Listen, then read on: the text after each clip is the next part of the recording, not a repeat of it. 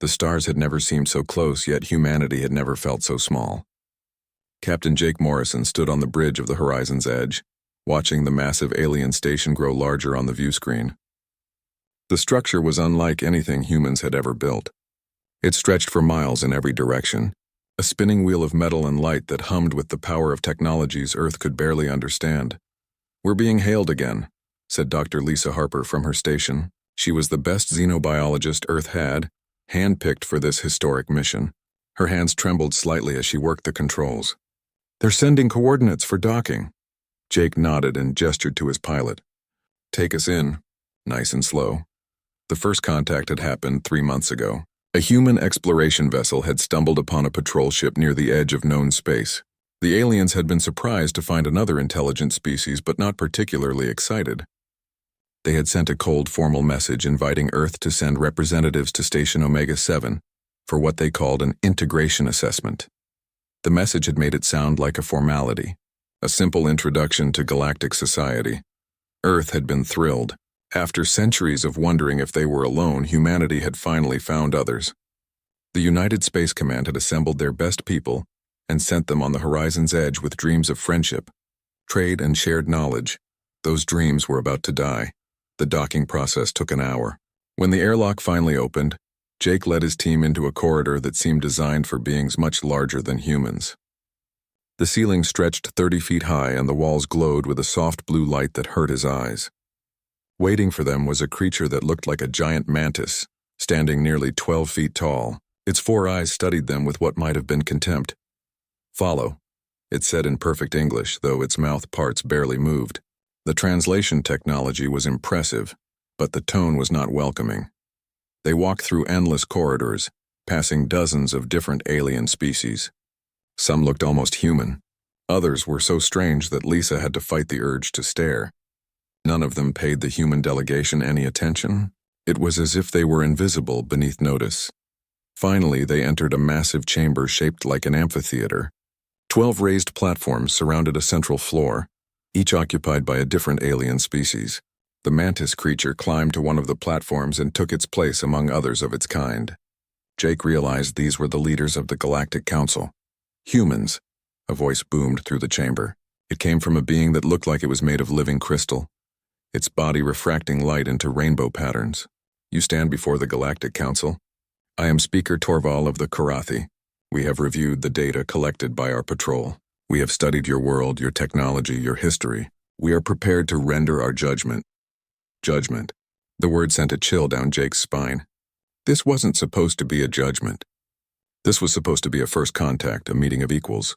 Ambassador Helen Cross stepped forward. She was a veteran diplomat who had negotiated peace in 3 different Earth conflicts. "Speaker Torval, we come in peace and friendship. Earth is honored to meet the Galactic Council and hopes to establish mutually beneficial relations." "Your hopes are irrelevant," said another voice.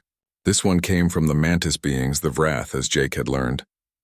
"The Council does not negotiate with subordinate species." Helen's face remained calm, but Jake saw her jaw tighten. "Subordinate? I'm afraid there's been a misunderstanding. Humanity seeks membership in the galactic community as equals." The chamber filled with sounds that might have been laughter from a dozen different species. The Vrath who had spoken clicked its mandibles in what was clearly amusement. "Equals," it said. "You have barely left your birth world. Your fastest ships crawl through space at speeds we abandoned millennia ago. Your weapons are primitive chemical explosives. Your people still fight among themselves over resources and ideology. You have nothing to offer the Council except labor and obedience." Lisa grabbed Jake's arm, her face pale. On the other side, their military advisor, Admiral Peter Grant, stood rigid, his hands clenched into fists. Speaker Torval raised one crystalline appendage. "The Council has made its decision. Humanity is hereby classified as a subordinate species under the protection and guidance of the Galactic Council. You will be permitted to maintain colonies in your current 3-star systems. All expansion beyond these boundaries requires Council approval. You will share all technological data with the Council. You will provide workers for Council projects as requested. You will accept Council observers on all human worlds." "This is outrageous." Helen's diplomatic mask finally cracked. "You cannot simply declare a sovereign species subordinate." "We have rights. You have what we grant you," the Vrath interrupted. Be grateful we are merciful. Other species that resisted integration were eliminated. You are young and ignorant. In time you will understand this is for your own good." Jake stepped forward, his voice shaking with barely controlled anger. "We didn't cross the stars to become your servants. Humanity will never accept this." "You will accept it," Speaker Torval said, and now his voice carried an edge of steel. "Or you will face the consequences. The Council has spoken. The decision is final. You have 30 days to inform your world government and begin compliance. Council representatives will arrive at Earth to oversee the transition. And if we refuse?" Admiral Grant asked quietly. The Vrath leaned forward on its platform. "Then we will teach you the same lesson we have taught others who believed themselves above their station. The Council has maintained peace in this galaxy for 3,000 years. We will not allow one primitive species to disrupt that peace." Helen opened her mouth to argue further, but Speaker Torval made a sharp gesture. 6 large aliens, each carrying weapons that hummed with dangerous energy, appeared at the edges of the chamber. "This audience is concluded," the crystal being announced. "You will be escorted back to your vessel. You will depart immediately. The Council's decree will be transmitted to your world government within the hour. We expect full compliance." The guards moved closer, making it clear that argument was not an option. Jake's team had no choice but to turn and walk back through those enormous corridors, past the aliens who still didn't bother to look at them, back to their ship that suddenly seemed fragile and small. As the horizon's edge pulled away from Station Omega-7, Jake stood on the bridge and watched the station shrink in the distance. His crew was silent, stunned by what had just happened. Humanity had reached for the stars, hoping to find friends. Instead, they had found masters who saw them as little more than useful animals. Lisa came to stand beside him. "What do we do now?" she asked quietly. Jake thought about Earth, about the billions of people who would wake tomorrow to find their future decided by aliens who had dismissed them without a second thought. He thought about the dreams they had carried into space, now crushed under the weight of casual arrogance. "Now," he said, his voice hard, "we go home and tell them what happened, and then we decide if humanity is going to bow to these creatures, or if we're going to show them exactly what subordinate means." Admiral Grant joined them at the window, his eyes fixed on the alien station. "They think they know us," he said. "They think they've seen everything we are." "They have no idea," Jake agreed. The journey home would take 3 weeks. It would give them plenty of time to think, to plan, to prepare Earth for the fight that was coming. Because Jake knew deep in his bones that humanity would never accept chains, no matter how powerful the hands that forged them. The Council had made their first mistake. They had underestimated humanity.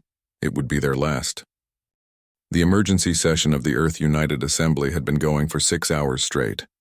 Chairman Victor Lane sat at the head of the massive circular table, watching representatives from every nation argue about how to respond to the Council's decree. Some wanted to comply. Others wanted to fight immediately. Most were simply terrified. Admiral Peter Grant stood at the center of the room, his uniform crisp despite the late hour. He had spent the last 3 days since returning from Station Omega-7 preparing for this moment. "The question is simple," he said, his voice cutting through the arguments. "Do we accept slavery or do we resist?" "Slavery is a strong word," said the European Union representative, a nervous man named Philippe who kept adjusting his glasses. "The Council is offering protection, guidance. They're offering chains," interrupted Helen Cross. The ambassador had barely slept since returning. Her eyes were red but fierce. "They will control where we go, what we build, what we learn. They will take our people to work on their projects. They call it protection. I call it exactly what it is."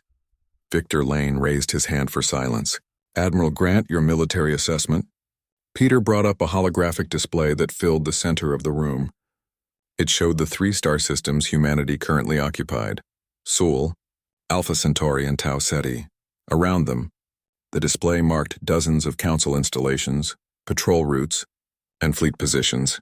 "If we fight them directly right now, we lose," Peter said bluntly. "Their technology is centuries ahead of ours. Their fleet could sterilize Earth before we could mount an effective defense, but—" He paused, and a slight smile crossed his face. "There is another option." The display changed, showing a timeline stretching 5 years into the future. "We accept their terms publicly. We appear to comply with everything they demand. We share old technology. We send workers to their projects. We play the role of obedient subordinates. Meanwhile, we prepare. A new series of images appeared. Hidden facilities in asteroid fields. Shipyards concealed in the Kuiper Belt. Research stations disguised as mining operations. We have resources the Council doesn't know about. Peter continued. We've been exploring our own systems for decades. We know where every valuable asteroid is, every comet, every deposit of rare elements. We can build in secret. We can research in secret. And when we're ready, we show them what humanity really is. This is madness, Felipe said. If they discover what we're doing, they'll destroy us. They'll destroy us anyway, Helen shot back. Do you really think they'll let us remain free? Today it's 3 star systems. Tomorrow it's 2. Eventually we'll be confined to Earth, and then not even that. The Council eliminates species they consider threats. We either become too useful to kill or strong enough that they can't. Victor Lane studied the holographic display for a long moment. Finally, he spoke. How long would this take? 5 years minimum, Peter said. Maybe 10.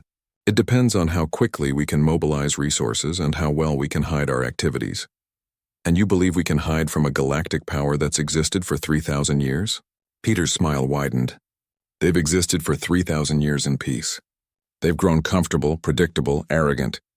They think they know everything about warfare because they haven't fought a real war in centuries. We've been fighting each other for our entire history. War is in our blood in a way they can't understand.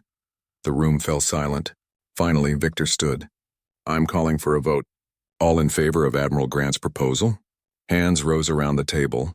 Not all of them, but enough. The decision was made. 3 months later, Commander Kate Sullivan stood in a facility that officially didn't exist.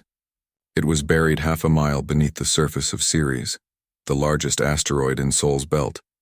Above her head, the rock provided natural shielding from any scanning the Council might attempt. Around her, 3,000 workers were building weapons that would make the galaxy tremble. How's Project Prometheus coming? Asked Dr. Nathan Ross, the lead scientist. He was a thin man with wild hair who hadn't slept properly in weeks. His eyes gleamed with the manic energy of someone who knew they were building something extraordinary. Kate walked along a catwalk overlooking the main assembly floor. Below, workers were installing the power core on humanity's first true warship. It was sleek and dark, designed not for the exploration humanity had dreamed of, but for the war they had been forced into. The first ship will be ready for trials in 2 months, Kate said. We're calling her the Liberty's Hammer. Nathan grinned. Subtle. We're building 10 more in facilities throughout the belt. The Council thinks we're mining ice and minerals. They have no idea we're creating a fleet. What about the weapons systems? That's the beautiful part, Kate said. We're not trying to match their technology. We're using ours in ways they've never seen. Nuclear-pumped lasers, railguns that can throw projectiles at a fraction of light speed, swarms of autonomous drones controlled by AI systems. They have energy shields. We'll hit them with physical projectiles that don't care about energy dispersion. They have point defense systems. We'll overwhelm them with numbers. Nathan pulled up a tablet showing weapon test results. The Psychological Warfare Division is making progress too. We've been studying every Council species we can. The Vrath, for example, communicate partially through pheromones. We're developing chemical weapons that will scramble their command structure. The Seln are aquatic species that need constant moisture. In a vacuum battle, we can exploit that. Kate nodded approvingly. She had been a Special Forces commander before this assignment. She understood that war was about finding and exploiting weakness, not matching strength against strength. Across the solar system, similar preparations were taking place. On Luna, engineers were hollowing out craters to serve as hidden missile bases. In the Kuiper Belt, beyond even Neptune's orbit, massive shipyards were being constructed in the darkness where Council patrols never ventured. On Mars, underground factories were producing ammunition and supplies at a rate that would have seemed impossible a year ago. And through it all, humanity maintained the illusion of compliance. Council observers arrived on Earth and were given tours of carefully prepared facilities. They saw humans struggling with primitive technology, exactly as expected. They saw workers being prepared to join Council projects, all volunteers who had been trained to gather intelligence. They saw a species that appeared to be accepting its place in the galactic order. The Council was satisfied. The humans were behaving exactly as subordinate species should. Lieutenant Alex Chen proved just how wrong that assessment was. He was a pilot, one of the best humanity had ever produced, and he was currently flying a prototype stealth ship through a Council military installation in the Kepler 186 system.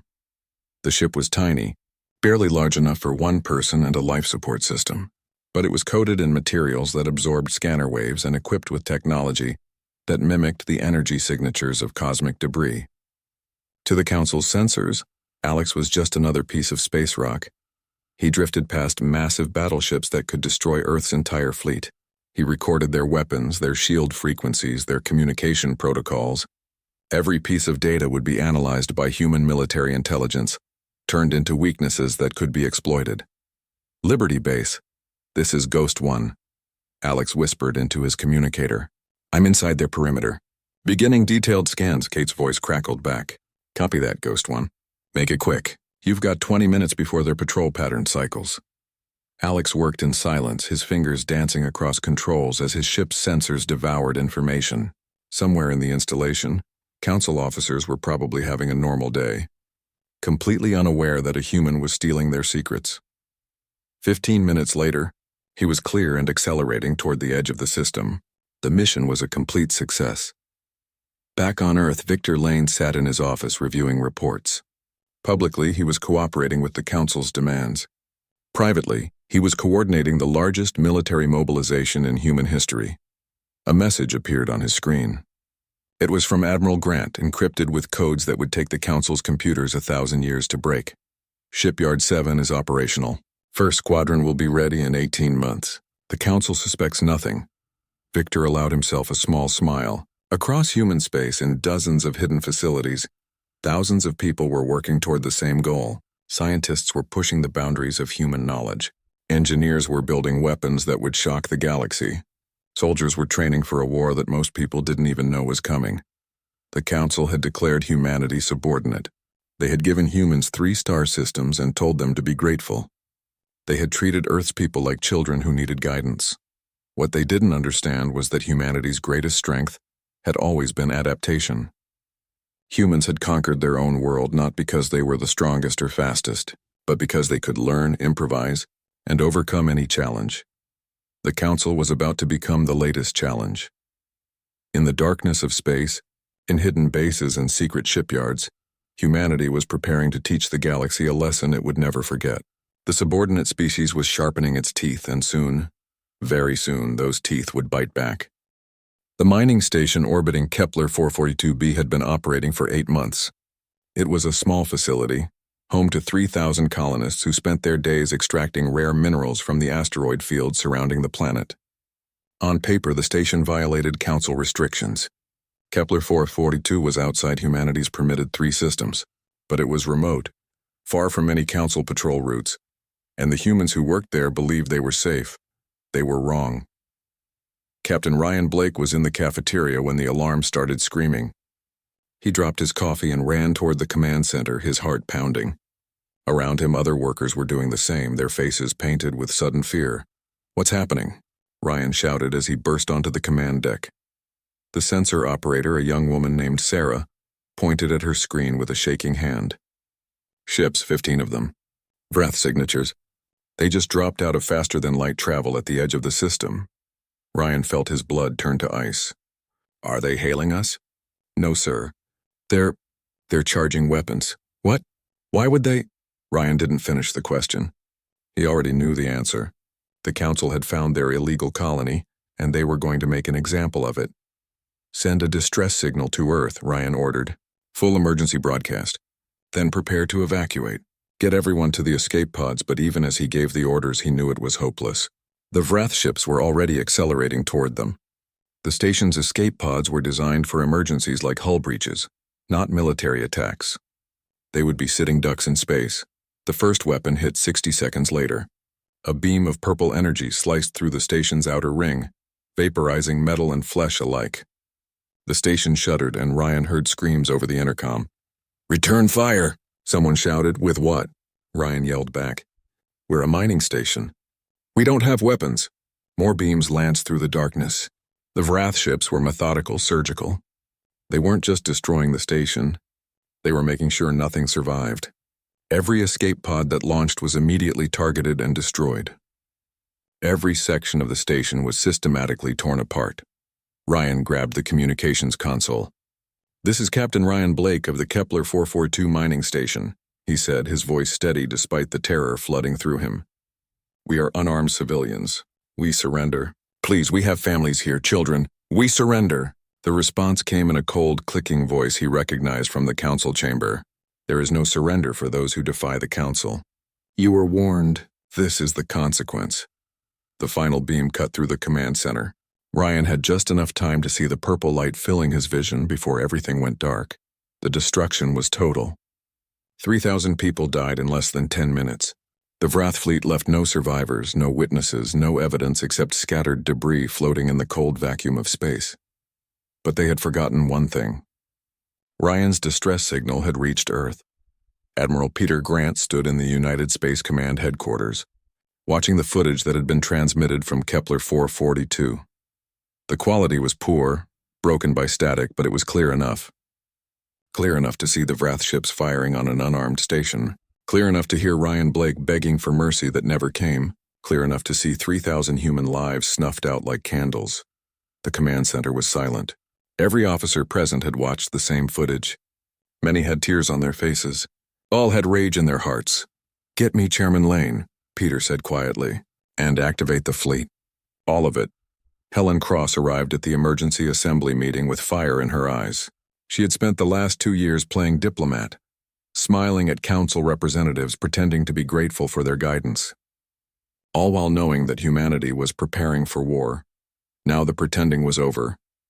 3,000 people, she said, her voice echoing through the chamber. Men, women, and children. Slaughtered without warning, without mercy.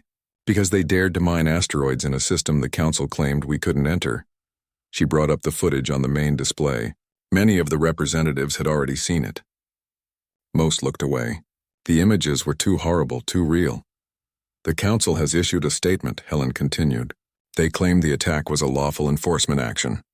They say we were warned about the consequences of defying their decree. They expect us to accept this, to bow our heads and thank them for teaching us a lesson." Felipe, the EU representative, raised his hand. His face was pale and his earlier nervousness had been replaced with something harder. "What are you proposing, Ambassador?"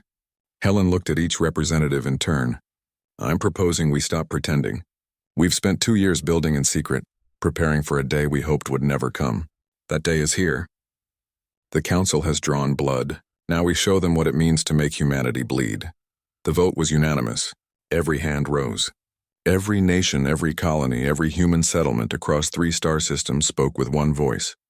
It was time for war. The council received humanity's response 3 days later. Ambassador Helen Cross delivered it personally, standing in the same chamber where humanity had been declared subordinate 2 years ago. "The United Government of Humanity rejects the authority of the Galactic Council," she said, her voice calm and clear. "We reject your decree. We reject your claim to rule over sovereign human territory. The massacre at Kepler 442 was an act of war, and we will respond accordingly." Speaker Torval, the crystalline Karathi leader, barely looked up from whatever he was reading. "Your rejection is meaningless. You have no power to resist the council. Submit peacefully or share the fate of Kepler 442. "We'll take our chances," Helen said. The Vrath commander who had ordered the Kepler 442 attack, Zexthor, clicked his mandibles in amusement. "You believe your primitive weapons can stand against the council's might? You are delusional." Helen smiled, and it was not a pleasant expression. "You're about to find out just how delusional we are. This is your only warning. Any council ship that enters human territory will be considered hostile and dealt with accordingly. Any attack on human installations will be met with overwhelming force. And Commander Zexthor," she looked directly at the Vrath, "there will be a reckoning for what you did at Kepler 442. "Threats from a subordinate species," Zexthor said. "How amusing." "They're not threats," Helen replied. "They're promises." She turned and walked out of the chamber, her back straight, her head high. Behind her, the council members looked at each other in confusion and barely concealed contempt. The humans were bluffing. They had to be. What else could they do? They would learn the answer soon enough.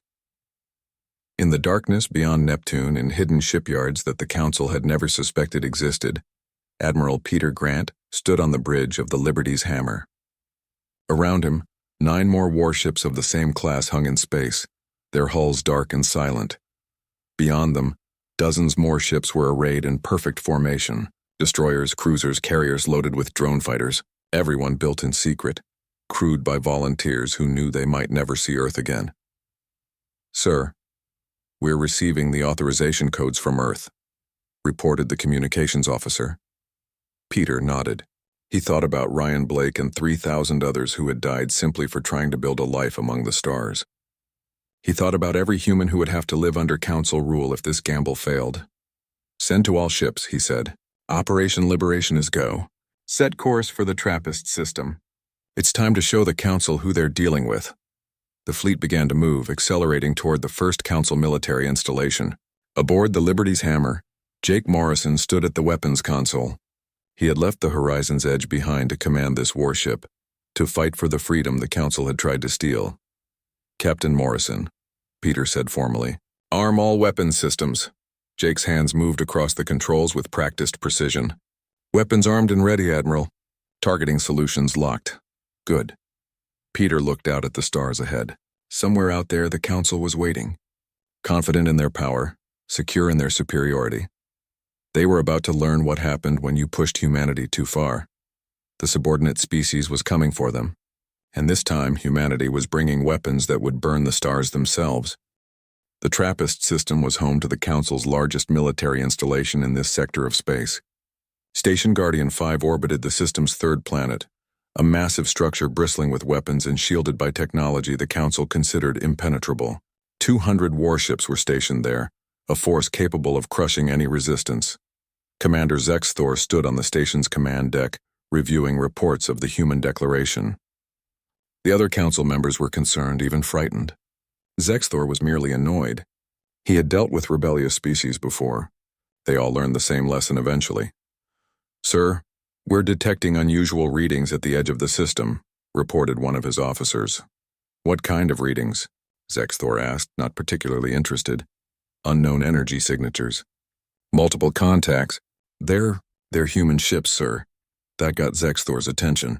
"How many?" The officer's antenna trembled. 73, sir. And they're accelerating toward us." Zexthor felt something he hadn't experienced in decades. Surprise. 73 ships. The humans weren't supposed to have 73 warships. Their entire fleet consisted of exploration vessels and cargo haulers. Where had these come from? "All ships to battle stations," he ordered. "Prepare to engage. And someone get me a visual on those vessels." The main screen flickered to life, showing the approaching human fleet. The ships were unlike anything in the Council's databases. They were dark, angular, covered in strange protrusions that Zexthor's tactical computer couldn't identify. They moved with a precision that suggested advanced AI control.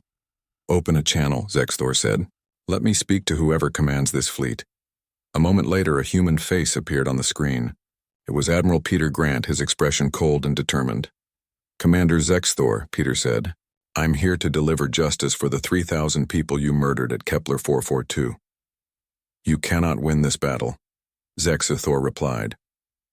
"My station alone has more firepower than your entire species. Withdraw now, and I will only destroy half your fleet as punishment for this insolence." Peter smiled. "You're welcome to try." The human fleet split into 3 groups without any visible signal being given. The coordination was perfect, instantaneous. Zexthor's tactical officer was already shouting warnings. "They're launching something. Thousands of objects." The Council ships opened fire, their energy weapons blazing across the darkness. But the human vessels didn't slow down. Instead, they released swarms of small craft that scattered in every direction. The Council's point defense systems tried to track them, but there were too many. For every drone destroyed, 10 more got through. Then the drones started hitting their targets. A Council battleship vanished in a flash of nuclear fire as a drone smashed into its reactor core at a significant fraction of light speed. Another ship's shields flickered and died as electromagnetic pulses scrambled its systems. A third began spinning out of control as its navigation systems were hacked by malicious code delivered through its own communication arrays. "What is happening?" Zexthor demanded. "Where are their main weapons?" "Those are their main weapons, sir," his tactical officer screamed. The drones are AI-controlled kinetic kill vehicles. Our shields are designed to disperse energy weapons. These are physical projectiles. The shields barely slow them down. A human destroyer broke through the defensive line and fired something that looked like a simple metal rod. It hit a council cruiser at incredible speed. The kinetic energy was so massive that the cruiser simply disintegrated, torn apart by the impact. "Return fire," Zexthor ordered. "All ships focus on their command vessel." The council fleet's weapons lashed out at the Liberty's hammer. Energy beams that could melt mountains struck the ship's hull. For a moment, Zexthor thought they had succeeded. Then the beams dispersed harmlessly against an ablative coating that vaporized on contact, carrying the heat away before it could damage the ship beneath. Nuclear-pumped lasers firing. Jake Morrison's voice rang out aboard the Liberty's hammer. The human warship's main weapons were insane by council standards. They used nuclear explosions to generate laser beams of incredible power. The energy output was staggering, and the radiation didn't matter in the vacuum of space. 3 council ships were cut in half by beams that burned hotter than the core of a sun. Kate Sullivan was leading a separate attack on Station Guardian 5 itself. Her Special Forces team had infiltrated a supply ship weeks ago, posing as council workers. Now they were inside the station's main reactor chamber, placing explosive charges on critical systems. "Charges set," she reported to Peter. "Evacuating now." "Confirmed," Peter replied. "All ships pull back to safe distance." The human fleet began a coordinated retreat that looked like a rout. Zexthor, seeing his chance, ordered his remaining ships to pursue. That was his final mistake. Kate's charges detonated simultaneously. Station Guardian 5's reactor didn't just fail. It exploded with the force of 100 nuclear weapons. The blast wave caught the pursuing council ships, vaporizing those closest and crippling those farther away. When the light faded, the TRAPPIST system's mighty military installation was gone. Of the 200 council ships, only 47 remained intact. And they were surrounded by a human fleet that had lost only 9 vessels. "This is Admiral Grant to all council ships," Peter broadcast. "Surrender now and you'll be treated as prisoners of war. Resist and you'll be destroyed. You have 60 seconds to decide." 47 ships surrendered. Zexthor was not aboard any of them. He had died when the station exploded, still unable to believe that the subordinate species had defeated him. The news of the TRAPPIST battle spread across the galaxy like wildfire. The council held emergency sessions. Member species demanded explanations. How had the humans built such a fleet? How had they developed such weapons? Most importantly, how had the council so completely underestimated them? Speaker Torval called for a massive military response. "We will assemble every ship in the council's fleet. We will crush these humans once and for all." But several species were hesitant. The Seln, an aquatic species that had always been cautious, withdrew 3 of their 5 fleet groups, citing concerns about the cost. The Korathi themselves, despite Torval's demands, refused to commit their entire military. They had seen what human weapons could do, and they wanted no part of it. Still, the council managed to assemble a fleet of 500 ships. It was led by a new Vrath commander determined to avenge Zexthor's defeat. The fleet jumped into human space at Alpha Centauri, humanity's second colony system. They found a trap waiting. The humans had surrounded Alpha Centauri with mines that looked like ordinary asteroids. When the council fleet arrived, they activated. Thousands of nuclear explosions filled space with radiation and debris. The council's shields held, but their sensors were blinded. That was when the human fleet attacked from 3 different angles at once. The Battle of Alpha Centauri lasted 6 hours. The humans used every trick they had developed. They hacked into council communications and fed false orders. They deployed chemical weapons that interfered with Vrath pheromone communication, turning their command structure into chaos. They used swarms of cheap, disposable drones to overwhelm expensive point defense systems, then followed with devastating kinetic strikes. When it was over, the council fleet had lost 300 ships. The humans had lost 40. Admiral Peter Grant stood on the bridge of the Liberty's hammer, watching the surviving council ships retreat. Around him, his crew was exhausted but victorious. They had done the impossible. They had fought the galactic superpower and won. "Sir, we're receiving surrender requests from 5 council species," the communications officer reported. "They want to negotiate separate peace treaties." Peter nodded slowly. The council was fracturing. Some species were willing to keep fighting, but others had seen enough. They knew the truth now. Humanity wasn't going to be subordinated. Humanity was going to fight until either they won their freedom or died trying. And given what they had demonstrated, dying was looking increasingly unlikely. "Prepare diplomatic channels," Peter ordered, "but maintain battle readiness. The war isn't over yet." Jake Morrison came to stand beside him. "We've won 2 major battles." "How long can we keep this up?" "As long as we have to," Peter said. "They started this war thinking we were weak. Now they're learning the truth. Humans don't surrender. We adapt, we innovate, we overcome, and we never ever stop fighting for our freedom." Across human space, the word was spreading. The subordinate species had bared its teeth, and the bite was proving to be far more deadly than anyone had imagined. 18 months had passed since the Battle of Alpha Centauri. 18 months of grinding warfare that had transformed the galaxy. The Council, once united and supreme, was now fractured into arguing factions. 5 species had withdrawn from the conflict entirely, refusing to send more ships against the human forces. 3 more were negotiating in secret, trying to find a way out without losing face. Only the Vrath remained fully committed to crushing humanity. It was pride more than strategy. They could not accept that they had been wrong about the subordinate species. The final confrontation came at Proxima Station, humanity's newest and most heavily defended colony. The Vrath had assembled every ship they could spare, over 200 vessels for one last desperate push. If they could destroy this colony, they believed, humanity would finally break. They had no idea how wrong they were. Commander Kate Sullivan stood on the observation deck of the station, watching the Vrath fleet approach. Beside her, Captain Jake Morrison checked his weapon systems one last time. The Liberty's hammer was docked to the station, along with 70 other human warships. "It would be a close battle." "They're hailing us," reported the communications officer. "Put them through," Kate said. A Vrath commander appeared on screen. Kate didn't recognize him, but she recognized the hatred in his multiple eyes. "Humans," the Vrath said, "this is your last chance. Surrender now. Accept your subordinate status and we will be merciful." Kate actually laughed. "Merciful? Like you were at Kepler 442? Like you've been in every system you've attacked? We know what Council mercy looks like and we'll die before we accept it." "Then you will die," the Vrath replied, and closed the channel. The battle began with the Vrath launching everything they had. Missiles, energy weapons, kinetic rounds. They had learned from their previous defeats and adapted their tactics. They stayed spread out to avoid nuclear traps. They used physical projectiles to counter human shields. They even deployed their own drone swarms, but humanity had been adapting too.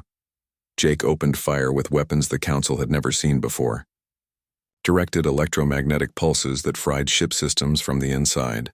Quantum entanglement communication scramblers that made it impossible for the Vrath to coordinate.